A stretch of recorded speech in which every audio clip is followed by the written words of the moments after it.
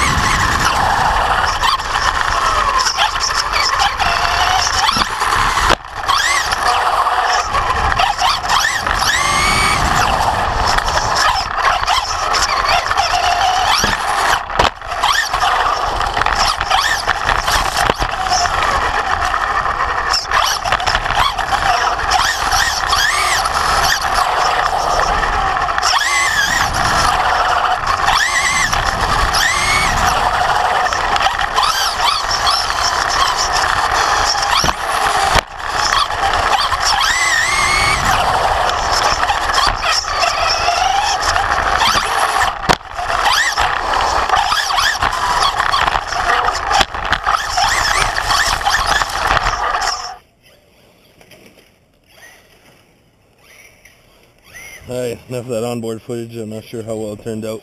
The mount kept sliding after impact. So, back to the head-mounted GoPro.